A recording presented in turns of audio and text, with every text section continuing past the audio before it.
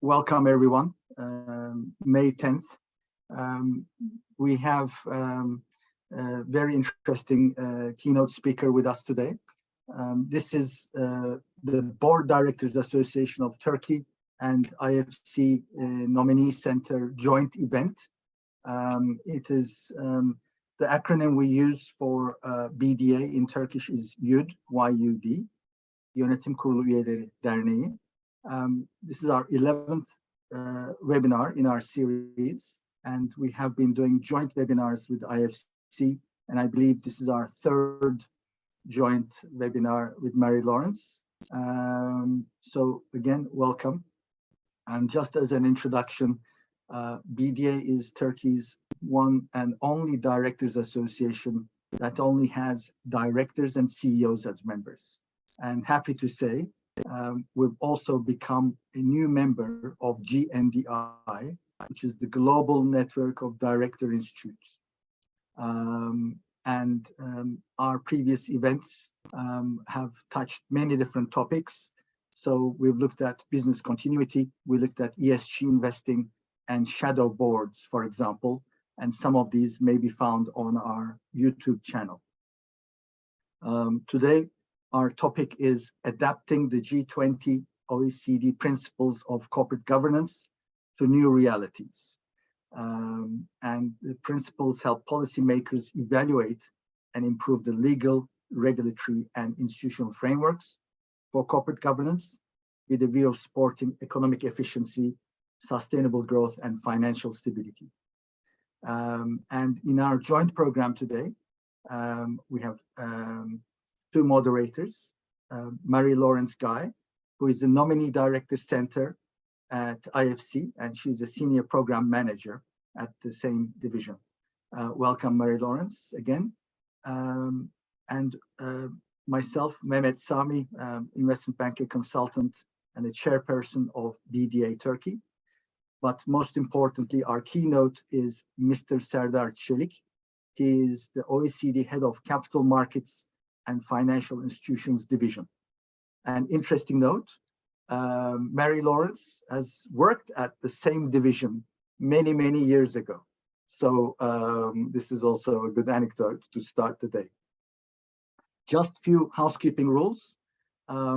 We will have around 30 minutes session from Mr. Çelik on the subject at hand.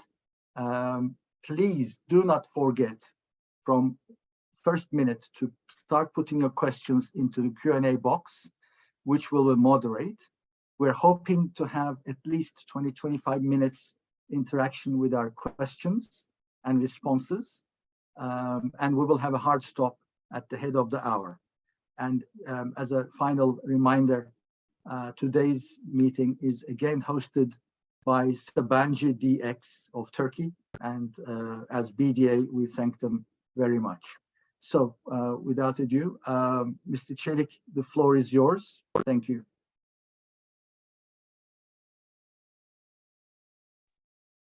Thank you, Mehmet Sami. Let me share the screen first with my slides.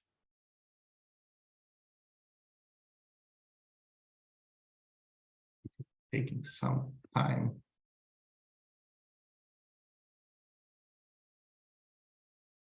One last second. Yes, can you see the slides well? Yes. Perfect, perfect. Yes, my name is Serdar Çelik, and I am the head of the Capital Markets and Financial Institutions Division in the OECD. I'm really very happy to receive this invitation from the Board Directors Association of Turkey, and of course also IFC's Nominee Center. We have very close cooperation with Mehmet, Sami and the team from YUD and Pınar Hanım, but also we have a very long-standing cooperation with IFC, of course. Most recently with our Latin America specific country regional work, we have recently launched our new sustainability report in Mexico together with IFC. So I'm very happy to see Marie Laurence here as a also former colleague from the OECD.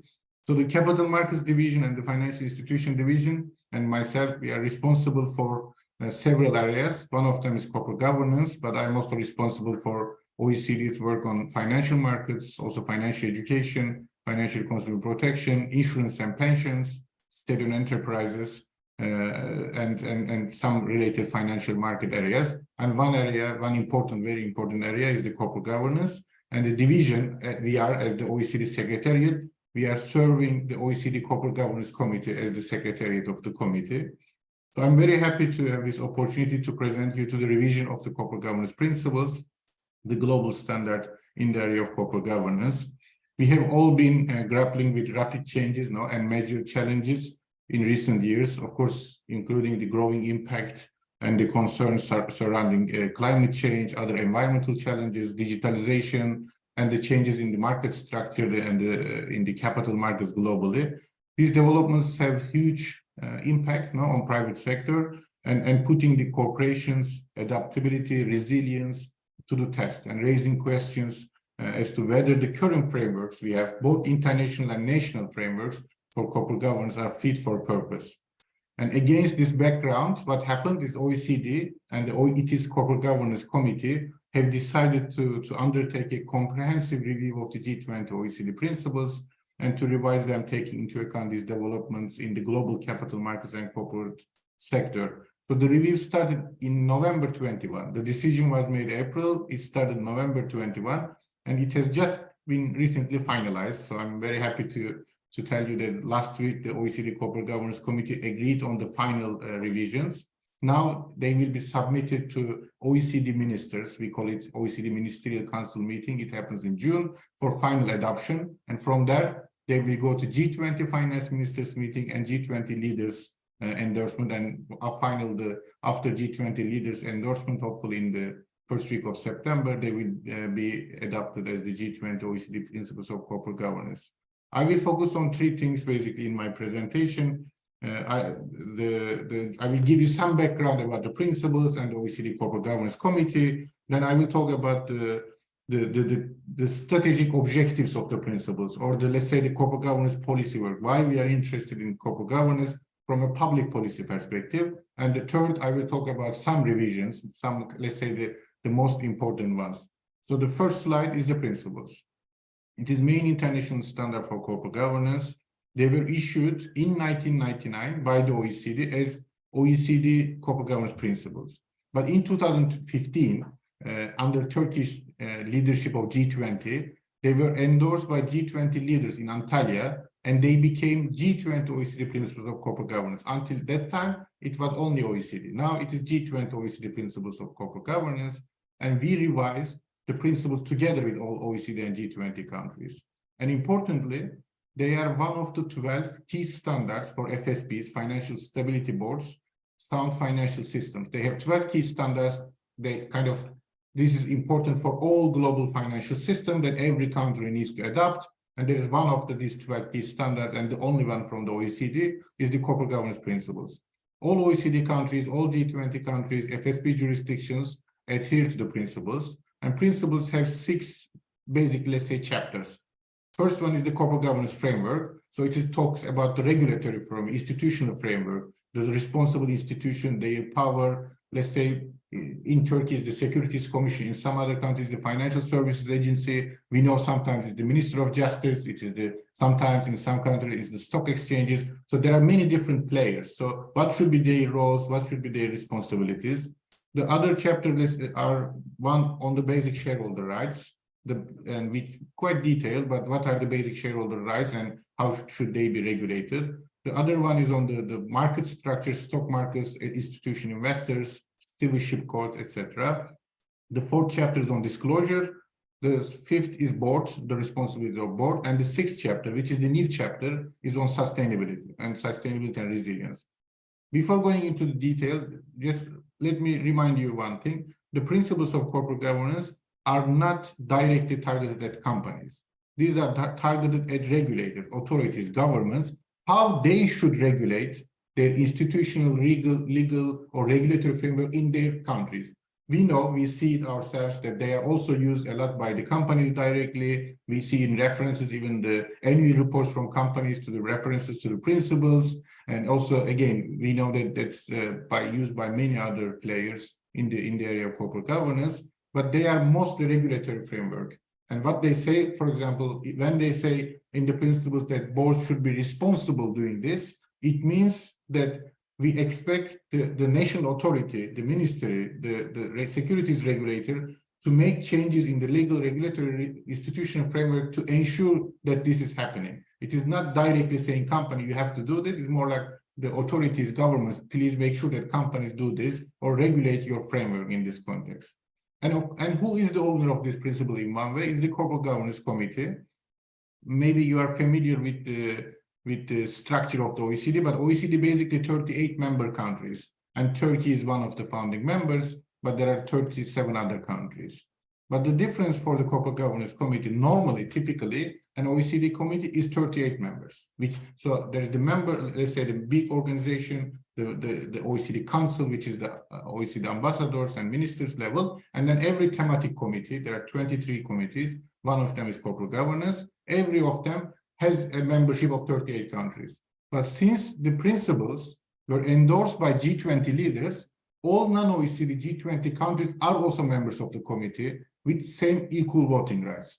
So China, India, South Africa, Brazil, Argentina, they are not members of the OECD, but they are members of the Corporate Governance Committee, and they participated in the review of the principles on equal footing with equal voting rights. So these new principles kind of reflect the agreement of 53 countries, 53 governments around the world, not only 38. So the committee has three main areas, and this is the difference. So let's say maybe to make it even clearer, I am on the secretariat side. So I am an OECD official serving these committees, but committees are not from the OECD staff. They are the member country representatives. So every country has representatives in these committees. They come, they meet regularly. They're sometimes every 6 months, sometimes every 4 months. They meet and they make the decisions. So they are the main decision-making body on the committee. So the Corporate Governance Committee with 52 members, 53 member countries, they met and they agreed to revise the principles. So in terms of the discussion, okay, because this was a really important part of it, and you will see in the revised principles, the first part is about the principles, basically setting the scene, describing the scope, and defining what is corporate governance. And the big change there, what we are making a change there, because this is also kind of reflecting the policy discussion. Why we are interested in corporate governance from a public policy perspective. You know, these are companies' internal matters. Companies are doing what they have to do. There are many other voluntary standards or national even corporate governance code. So why there is a need for a public policy intervention in corporate governance? And that was agreed three core functions, three core strategic priorities of principles, but also three strategic priorities of good corporate governance. This is how we understand. So corporate governance should promote access to finance, innovation, and entrepreneurship. Then good corporate governance, the regulatory framework should protect investors, and the corporate governance framework should support corporate sector sustainability and resilience. So access to finance, protecting investors, and sustainability. These are the three core priorities of the principles and also good corporate governance. And let me just go through them one by one very quickly. So the first thing, that principles, we believe that they lay the foundations for a sound corporate governance framework that gives everyone in the ecosystem, investors, executives, directors, stakeholders, the tools and incentives needed to ensure that companies access to capital they need. So we have done a lot of studies and of course, corporate governance is not only about listed companies, and principles are also used by regulators, authorities for unlisted companies a lot of times. Many of the principles provisions are translated into national company law, like a provision. So, but we also believe that we have done a lot of studies. We believe that good corporate governance promote access to long-term financing from capital markets, both equity and bond. And we have also shown in our studies, but also our colleagues from IFC, IMF, they have done a lot of studies. There are also very strong links between long-term access to finance and innovation and productivity. So we believe that if companies need good corporate governance, we need good national corporate governance system, so companies can raise funds long-term, which will help them to innovate and grow. So on the left-hand side, you will see the IPO, initial and secondary public offerings in the capital markets globally. In the last 2 years, last 2 years means 2021 COVID years, there was huge interest in equity markets. So this was really important. When companies need additional financing, equity market really played a very big role. So being listed was very helpful because a lot of this listing was also secondary public offerings. So which means already listed companies use the capital markets a lot when they need it. But this was a good trend last 2 years. But what was really for us is key trend is that in many advanced markets, especially OECD markets, let's say, the number of listed companies have been declining. There were 60,000 listed companies in 1990s. We exit the 2008 crisis with 50,000 companies. Now we are around 40,000 companies. So the number of listed companies have been declining. That's one of like a concern the committee had. The other part of it is there's a shift towards, this is not a concern, but this is more like to document that there's a shift towards Asia, especially China. So now when we see a decline in OECD countries, we have Japan and Korea, of course, OECD members in the region, but many other non-OECD countries, especially in Asia, there's a trend in increased IPOs in listings, which is changing the global ownership structure. We will talk about this more because this is changing the entire composition, because we know the Asian companies are more dominated with concentrated ownership company groups, but mostly the Anglo-Saxon, let's say the US, UK companies are highly dispersed institutional ownership. So this shift of IPOs, this shift of listed companies, also changing the ownership structure, which is very important for global corporate governance discussion as well. And the second issue we have is the protecting investors.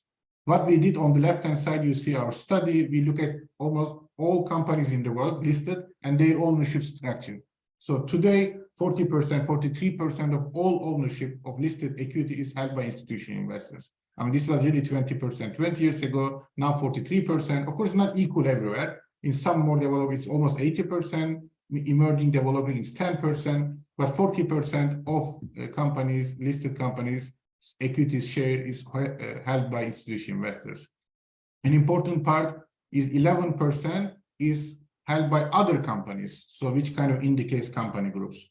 10% is state-owned companies. So 10% of listed companies today in the world are state-owned companies. This was really very little like 20 years ago. And 10% means like today market capitalization is $100 trillion.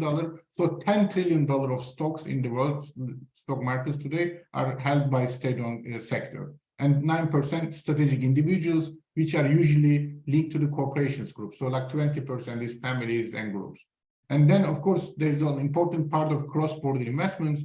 Good corporate governance is very important, of course, domestically, but especially having an international baseline and a good understanding of what is good corporate governance internationally is even more important because the increased cross-border investments everywhere. More and more investors are cross-border investing in other countries, and this share has been increasing very significantly over the last 2 decades. And the third element is the resilience. On the left-hand side, you see the climate discussion. This is a very important discussion. What is material for companies? So, the big discussion is what should be disclosed to public. Is it financial materiality, double materiality, looking only from the company's, let's say, the financial materiality perspective, that it's something that affects the company's value in the long term, or also we should look at company's impact on society, on environment. So these were the 2 key discussions. Yes, Mehmet Bey, please. I have to interject, Serdar Bey. I think you talk about well-designed corporate governance policies to help companies access finance, but what about the credit element? Because, for example, from the Turkish angle, we put comments into the system for the principles, and we said the credit system and the banks should also cater for this, because now banks have to also reply, because they have sustainable finance and they have to have certain rules. So any developments on that front as well? Yeah, and also, may I remind all our guests to please, if there are any questions, please put them into the Q&A boxes for us to follow later. Thank you. No, I think that is a really important part of it. Of course, there is from even the capital markets perspective. One aspect, I will talk about it soon. For the first time in the principles, we are also including bond issuers. So normally it is only equity issuers. So there's a credit aspect from the market side, so the bond issuers. But of course, this has implications because from the stakeholder perspective, we have creditors are also stakeholders. So there is also that element that creditors should be included in terms of protecting creditor rights.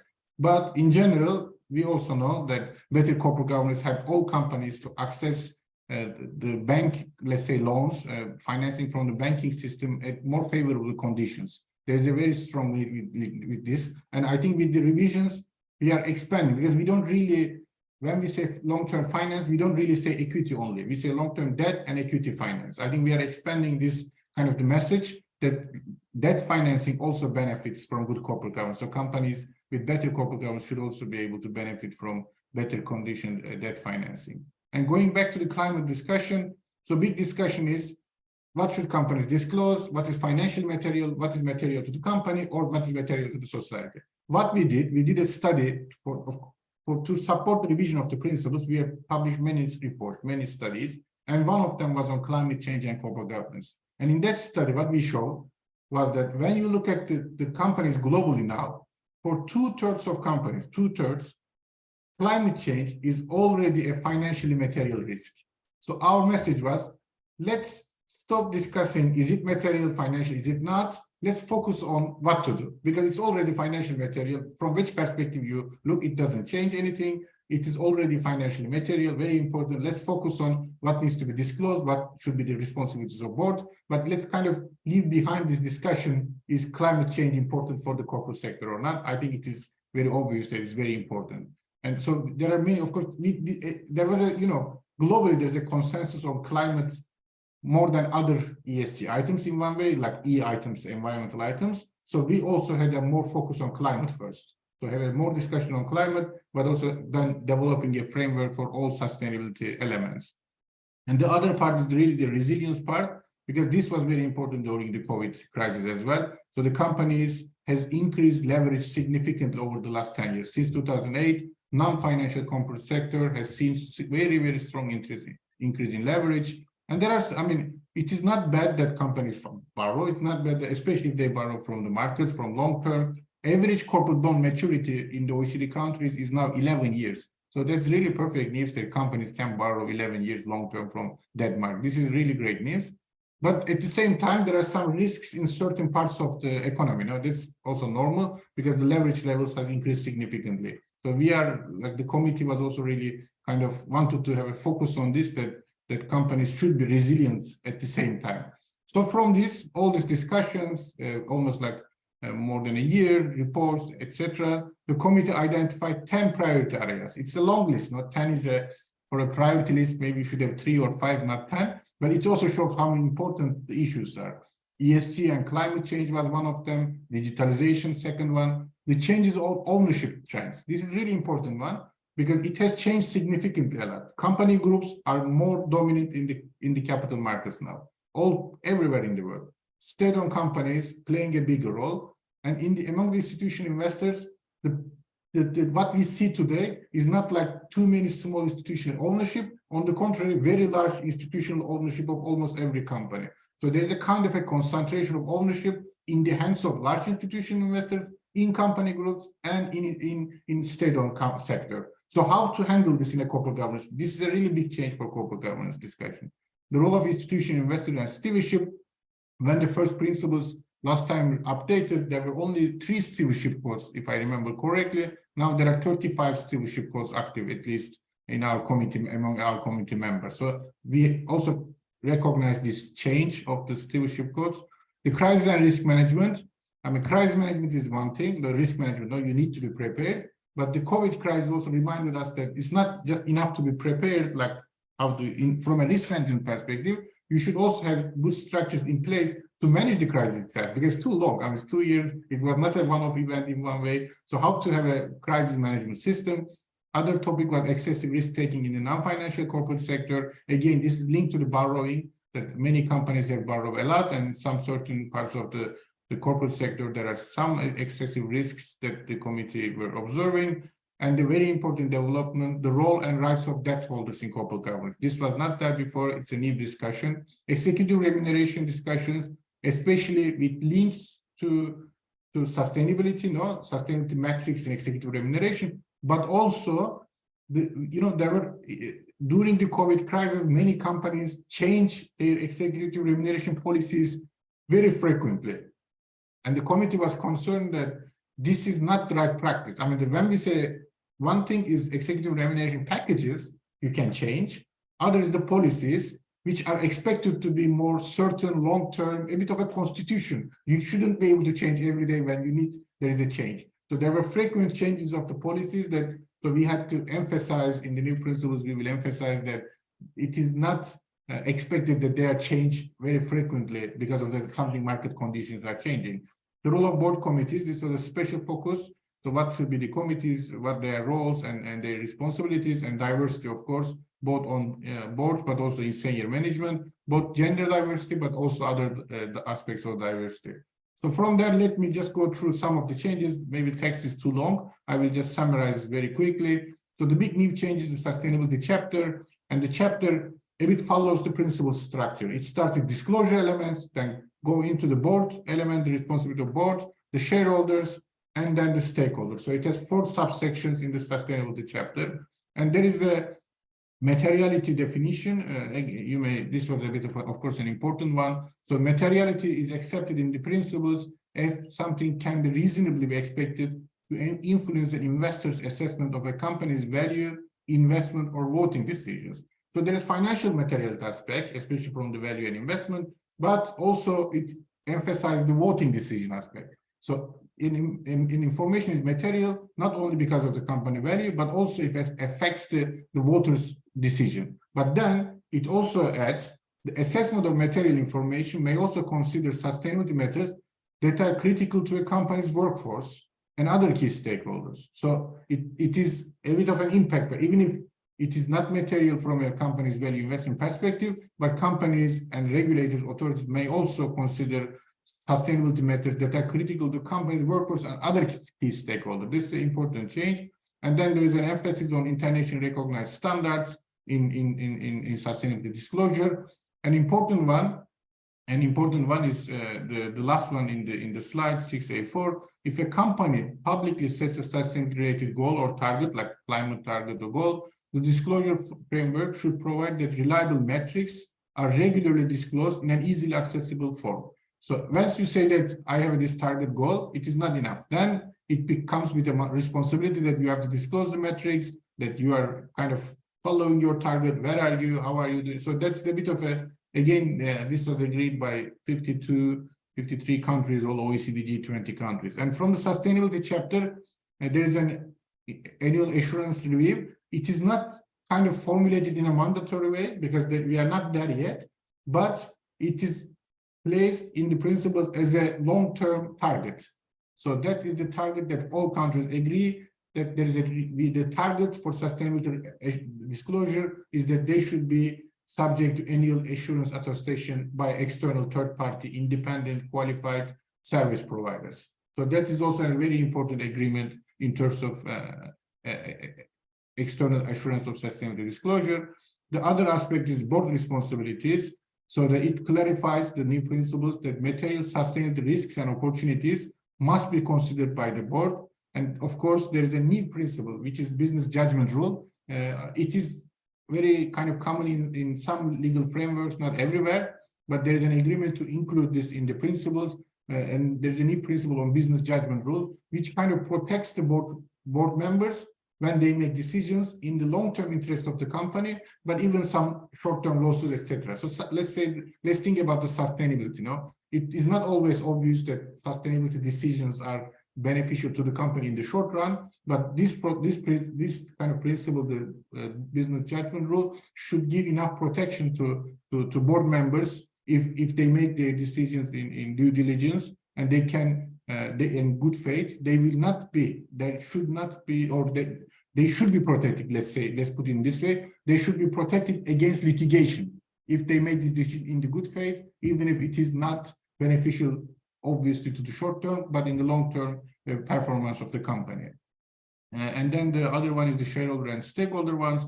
So it is the principles are encouraging a dialogue between companies, stakeholders, and shareholders. And there are some details there, how to do and what is the kind of the basic framework for this engagement. But it's very important to engage shareholders and stakeholders in this discussion. And then I go to the next one. If there is no questions, I see raise hand, but I don't know if I can respond. The questions are coming in, Serdar Bey. Yes, okay. Please carry on. We're at the halfway point. Thank you. Perfect. And the second important point is the company groups. This is a really important change in the new principles because of the reasons I explained before. Company groups have become very important players in global capital markets, both issuing equity then as owners of listed companies, as subsidiaries of listed companies. So there's a big discussion about company groups. So first thing is we are asked, the principles agreed, the countries, that there should be clear regulatory frameworks on the oversight of publicly listed companies within company groups. So all regulators, all authorities should have a clear framework that ensures the effective oversight of publicly traded company within company groups, and a stronger disclosure requirements for company groups, especially capital structure, group structures, and their control arrangements. And then, of course, the risk management side. So it is important that board members have access to key information about their subsidiaries to manage group-wide risks. So if a company is listed, again, it can be the parent listed, subsidiary listed, but if a board member of a listed company in party or other security issues, they should have access to the key information about activities of the subsidiaries so that they can manage the group-wide risk, not only responsible for the parent. And of course, additional disclosure items for the related party transactions, which is linked to the company growth discussion as well. And the other part is institutional investors, as I explained. The stewardship codes have become an important tool in many jurisdictions, and this is now recognized in the principles. And also it is stronger in terms of encouraging institutional investor engagement with their investee companies. So more kind of stronger with kind of at the same time recognizing the development with respect to stewardship code. An important discussion is in the second item on the slide, is the role of service providers in this, proxy advisors, ESG ratings, data providers, index providers.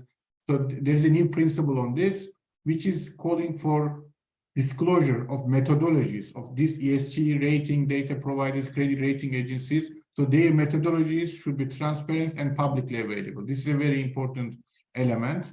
It is the idea is, that they of course, with the data, with the changing investment models and more need on in terms of data, so the use of these rating service providers have increased significantly. At the same time, principles is careful that the regulatory framework, not investors, not companies, but the regulatory framework should not over-rely on ratings. And we shouldn't have, let's say, too many rules, capital requirements, or other rules or fund rules, depending on the rating. So there is over-reliance on ratings in the regulatory framework is not something that the principles advise. But at the same time, they are more and more important when it comes to companies and investors' engagement and understanding of the ESG. Then really the important step is that their methodologies should be very transparent and publicly available to everyone. I think this is a very core agreement, which is really not the case in many markets now. In terms of the board responsibility and duties, as I mentioned, the committee is an important part of it. Audit committee was also, let's say, in a kind of voluntary structure, but now audit committee is almost mandatory with certain functions. There is also this remuneration and risk management committee, but there are other committees as well. So the idea here is the principles general approaches, because many, as even much more than we do, the companies have many different structures as well in terms of dual board structures, different, of course, legal, regulatory, jurisdictional requirements. It all changes. So the principles approach is not making mandatory any committee, because again it depends also on the sector, on the size of the company, if the company is listed or not listed, issued bonds or not, it depends. So the idea is when they have board committees, what should be done, what should be disclosed to public. But many very core principle that is not on the screen, but it was included, is very important one, is that even if there are committees, the responsibility is always with the entire board. Board responsibilities cannot be delegated to committees. Committees, of course, can have board support activities, but always the entire responsibility, this is very clearly written in the new principles, the responsibility is always with the entire board, cannot be delegated.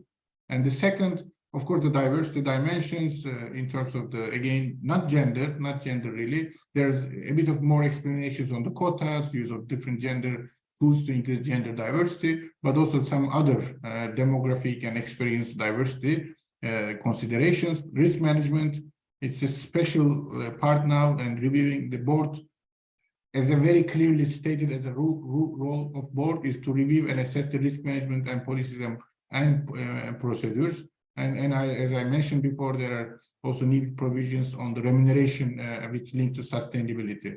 And the other, I think these are the last two ones, is the digitalization. One aspect is more how the regulators, authorities should use digital technologies for market supervision, market authority. But one important one is the companies. How should companies use, especially when it comes to shareholder participation, in shareholder meetings, but in general also. This was a bit, to me, this was a bit of a surprise. We were very kind of, at the beginning, thought this will be fine. The new developments, only online annual meetings are fine. But then during the public consultation process, also discussion with the countries, there was really a strong divide on this issue. Some countries, some regulators, some investors are more interested in a let's say online, hybrid, or in person. It doesn't matter as long as there's equal access. But others were really concerned that no, we should be that the only online meetings is not a good practice. It doesn't allow active participation. It doesn't give equal access. So there was a lot of discussion on this. At the end, principles are really technology neutral. So we don't really promote any technology over others. But it's really important to emphasize that it should be the participation should be equal access to whatever the tool, whatever the modality you use. The access to information and opportunity for participation should be equal. So you can do online as long as you can make sure that there are no disadvantages for shareholders that are participating online. And then of course there's the digital security risk, which is one of the big risks, as you know, now with the pandemic, with COVID, but also digital security risks are mentioned significantly. And the last one is, as I mentioned, there are two new principles on the debt holder rights, because why we did this before, like let's say 10 years ago even, corporate bonds, like long-term debt market financing instruments, were mainly issued by financial sector companies. Of course, most developed markets, it was already very active, but most of the world, it was either a few very large companies or financial sector. But last 10 years, this has changed significantly. A lot of companies, non-financial companies, are issuing bonds. Of course, from the listed company perspective, this is also very important for us, because half of the bond issuers today are either listed companies or their subsidiaries. So what is in the bond contract is written has a very strong influence on companies' governance. There are very strong conditions on the dividend payment, on merger or acquisition. Maybe you are aware there was a recent real estate company, listed company. They wanted to restructure their debt and kind of survive, but the bond contract didn't allow them to structure their debt. And that information was not transparent to the shareholders. They didn't know that the bond contract was not allowing restructuring in a difficult debt condition, etc. So all these things. So this kind of triggered a discussion that we should also focus on bond issues, but also protect bondholder rights, but also make sure that companies, shareholders, investors are like they have enough information about what is written in the bond contracts. Not only in difficult times, they need to know it in good times so that they can also assess the risks, actual risks in the companies. That is all. Thank you very much I can maybe now stop the slides and see if there are any questions, if you want me to respond, or of course, Marie Laurence and Mehmet Bey can also respond. Well, first of all, thank you so much for this really interesting presentation. I'm sure all our participants are going to want to have a copy and read it also in more detail. So Serdar, really many thanks for joining us today. I want to just kick off with a couple of big picture questions, and then I see there's already quite a number of questions in the chat. So in terms of the big picture, you mentioned digital, but I was wondering what were the other kind of big debates or sticky points in terms of the country's feedbacks, but also the broader consultation on coming to this draft new principles. And my second question would be around measuring the impact and the adoption of the principles. So where do we go once we have these principles in place? What's the mechanism to see whether there's traction?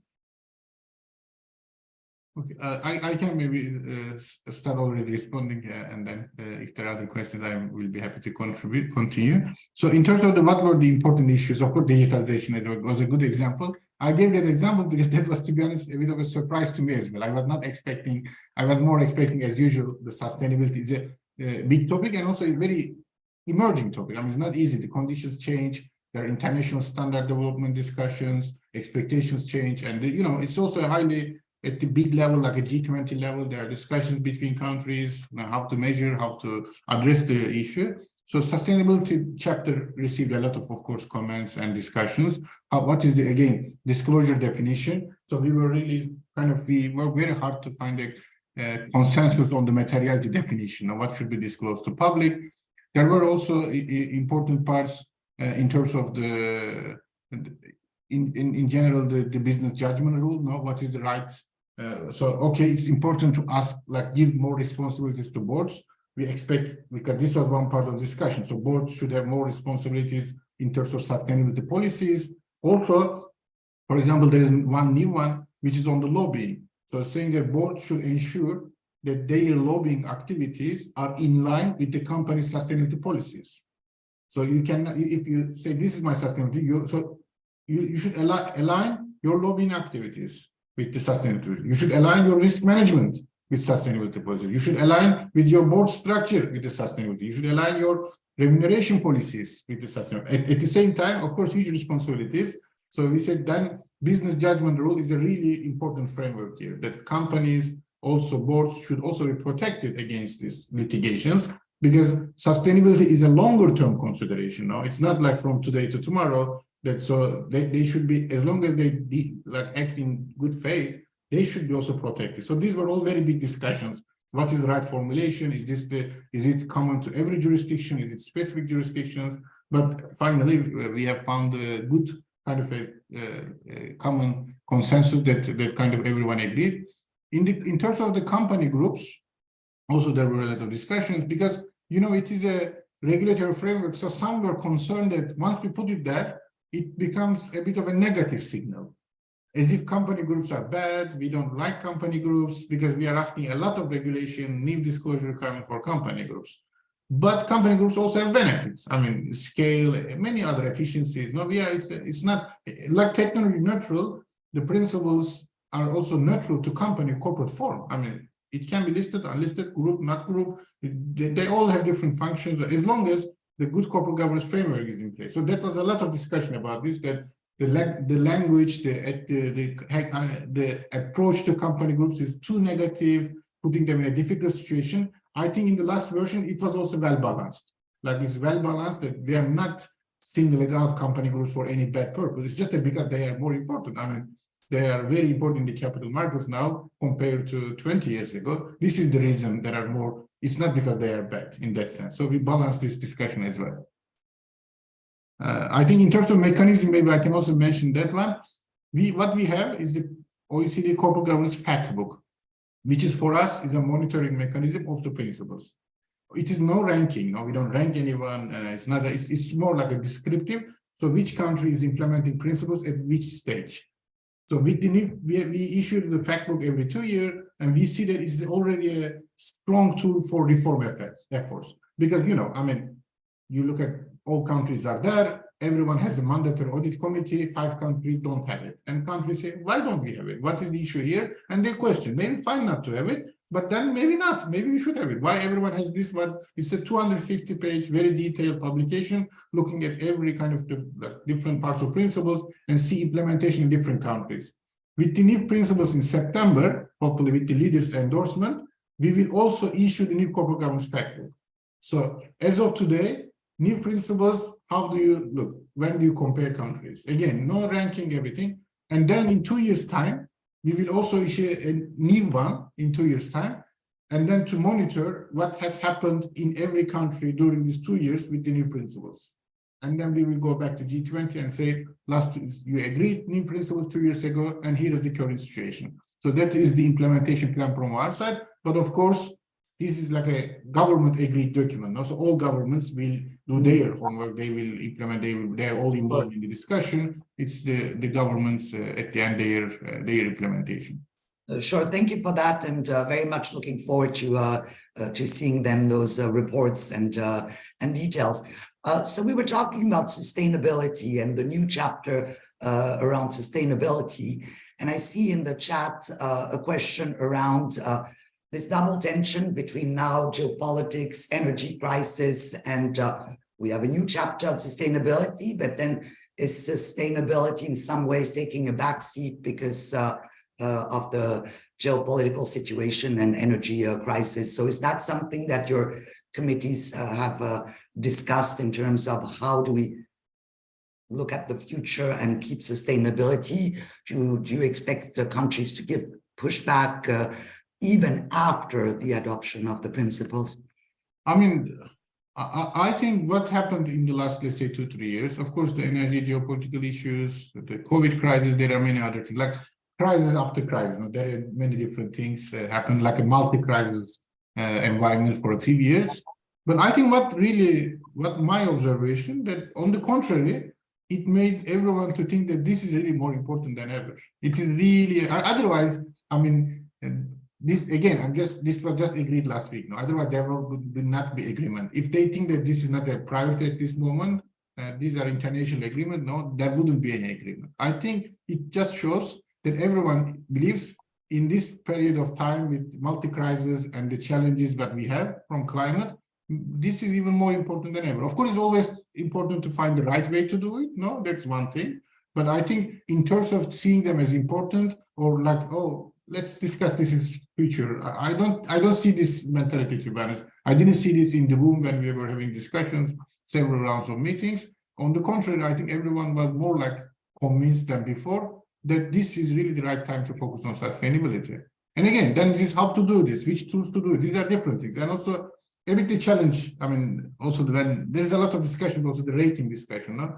I mean, you know, credit rating is, let's say, there's one target. I mean, you want to make sure that you get your money and you just want to see default probability, no? So in that sense, credit rating has a easier job. Of course, it has been a long period of development and the market functions very well. And then everyone wants to see one thing. But when it comes to ESG, it is not the same. Everyone has different needs and it's perfectly fine also. I think some complexity comes from there also.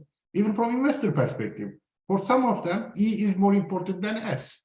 For some of them, within the E, climate is more important than other environmental aspects. For some of them, some funds, they look at G more than anything else. So it is normal that, I mean, average ESG rating is like, you know, 400 factors and you put together a number. It's the same for government policy as well. I mean, there are many different tools, many different priorities. But in general, I think there's a very strong focus on sustainability. Yes, Mehmet Bey.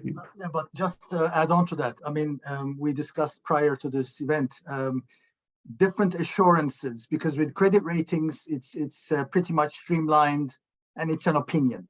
With ESG ratings or even corporate governance ratings, for example, in Turkey, there are different methodologies done by different people. So if there's no standard, then how do we compare apples to apples? And who's going to regulate that section of the business? Again, one thing is what is important is what do we expect from these ratings? No, I mean, if we expect them to give us one number that really makes it comparable across everyone, maybe that is fun. But I am not sure really this is the right way to be honest, because then we will be ending up in a situation of like a box ticking exercises that like a very standardized, almost like a template, and not because at the end of the day, from the ESG sustainability discussion, we also want outcomes. No, we don't just want companies to handle their climate risks. This is perfect, but we also want this to have a positive impact on society to handle the climate crisis, climate challenges. So sometimes we shouldn't be. There needs to be right balance. That we shouldn't encourage box ticking approaches just to attempt to get one number. As long as what is disclosed is standardized, as long as metrics are standardized, as long as methodologies are transparent, it's fine that they show, to me personally, it's fine that they show different results.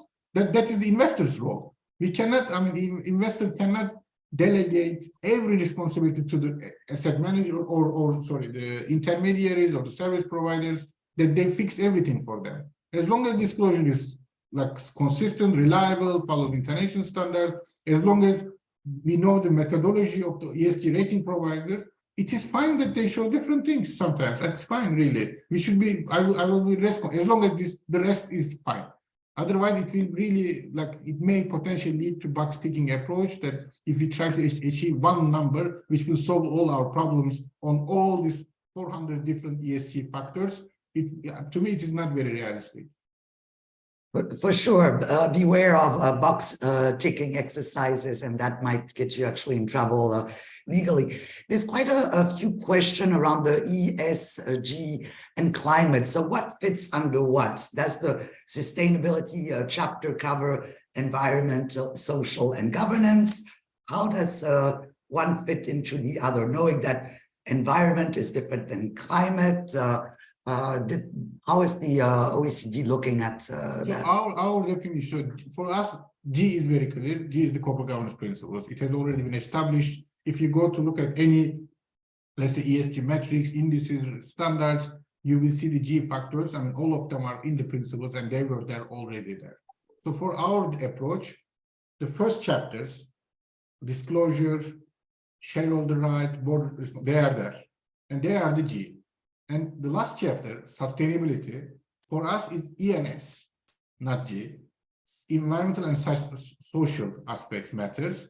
So it shows how should you look at sustainability, environmental, social matters from a G lens using the first 5 chapters. So it's a bit of a special application of the core corporate governance principles to ENS aspect. This is how we see it. Of course, among the E, E is environment, an important part is climate, but there are non-climate, especially more and more biodiversity related aspects, which is interlinked, but not always, because to me, climate is more in one way technical, like one carbon emission target issue, but there's the climate aspect, there's other biodiversity aspect, and there's the S aspect, the social side, the employers, your relationship with other stakeholders, etc. So these are all covered in the new chapter 6, which is for us is environment and sustainability, social matters as sustainability. G, we don't equate ESG and sustainability. For us, sustainability is ENS. And G is the framework that company has to have to handle this. The basic rights, board structure, etc. We have all the basic framework to handle the ENS challenges, matters, which are relevant to the company. Understood, very clear. Maybe my final question, because I see we're running out of time, and I want to hand over to Mehmet. Where are we at with the stakeholders? So there's the S in the last chapter, which is social, so also stakeholders. Stakeholders are also mentioned elsewhere and taking into account stakeholders. But what does that mean exactly? Because taking into account stakeholders, which stakeholders, all of them, how it's quite a complicated topic. Yeah, I mean, it's sometimes when you think about it, it looks like a simple change. No, the board members should consider, of course, the company's shareholder best interest, taking into account the interest of the stakeholders. No, it sounds basic, but from a legal perspective, at least like the discussions among the countries, it is quite important, because in many countries it is still not the case. I mean, many board members are in that, okay, of course I will take care of my company. I mean, either the interests of shareholders or the company or together. Every jurisdiction formulates in a different way, but how much I can do, what is the message that I can do in terms of taking the stakeholder interest into the dimension. In many countries now, it is not written in the law. It is not in the company law. It's nowhere that it says you need to take into account the stakeholder. It says you need to take into account the company or the shareholder or together, whatever. So giving this direction that no, this is not contradicting that you need to also take into account the stakeholder interest when deciding in the best interest of the shareholder and the parent. This is really a big change, which is again from many legal jurisdictions, from many companies' perspective. No, I cannot do this. This was the reaction. No, I cannot, because this is not allowed. In my law, it is I have to take into account the shareholder interest only. This is the law. Where it says that I can do. I can also take care of stakeholder interest. And now this is kind of explained. No, you can. Here is the guidance that you should be able to do it. And then how you do it is another discussion. Then you have different mechanisms. But these things evolve slowly and then become best practices, and also thanks to the legal interpretation of it. But I think this was an important step. Thank you so much. Sorry, and just on that point, Serdar Bey, the stakeholder mapping, I'm happy to say in Turkey, within the ESG strategy, it's actually done quite well, both by the financial community and the non-financial companies, and it is becoming adopted. So listening out to other stakeholders in designing the strategy is becoming a prevalent form. So this is very, very good.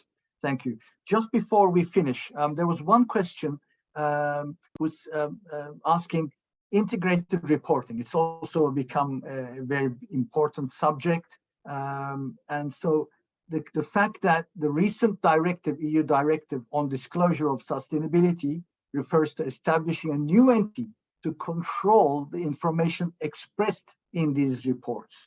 Anything within the OECD parameters discussed, because this is the EU directive came very recently, as Marie Laurence also mentioned. So how do we handle that? Who is going to do the fact checking? Is another point. Any comments on that? I mean, there are at least two dimensions of it. One is within the company, the role of audit committee. Who should do the, so in some countries, I'm sure you have observed, both the authorities, but also the market expectations are giving more responsibilities to the audit committee, that audit committee should do more.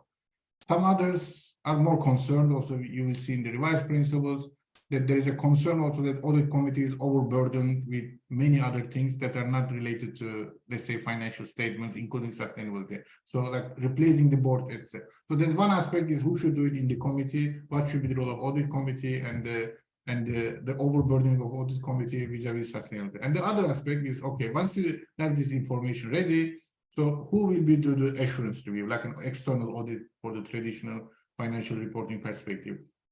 In some countries, the tendency is more towards like traditional external auditing firms, and it is also in our data. We have also done study in which country who is giving the assurance review. It's not mandatory, nowhere almost. But when companies get this assurance review outside, who is this? Is it the external auditor, like the traditional accounting firms we have, or is it some other third parties? And there is also split there. In some countries, dominance is third parties, non-audit firms. In some countries, the big audit firms are the dominant also assurance providers. And then when you do this structure, if it is, of course, audit firms, maybe it is in one way easier. But if it is separated, let's say that you need to use, them also need to use environmental scientists to kind of make some estimates on scope 3, But that scientists are not subject to same ethical rules that an auditor is subject to when providing financial information, because some parts of it is financial information as well, or the data, whatever it is. So should we expand the coverage of this to other areas as well, the ethical standards we have, international, or the framework for external auditing framework, let's say? Should this be expanded to other third parties that are not auditors, but providing sustainability information? There's a lot of discussion going on there, also to again expand the ethical standard. And then it goes to one more step from the supervisory perspective. Do the supervisors have the capacity, the systems to enforce or to monitor, to supervise this information, which is very difficult in nature compared to the financial statement information? The regulators are more like they can supervise, let's say, the financial statements, but do they have enough capacity, skill, experience to supervise also the sustainability disclosure? Again, and big part you have maybe all be aware, IFRS Foundation has also started a new discussion on integrating sustainability information into the financial statements. I mean, one discussion is non-financial reporting, let's say, and then but sustainability information is also, because some companies say that I have these climate risks, whatever, big risk, etc., but you don't see anything about this in the financial statement. I mean, how can such a big risk doesn't affect your product market if you think that it will affect? So the connectedness, this is one new principles also, is it talks about the connectedness between the financial and non-financial reporting. which also will come, who will supervise, who will audit, etc. But it's a long discussion which we will do. Serdar Bey, I think this was a great session. So we've had our hour. So first of all, we thank you, both as BDA and IFC, for your attendance today. And there are lots of questions regarding whether we can share your presentation. So again, we will contact you for your permission if that is possible.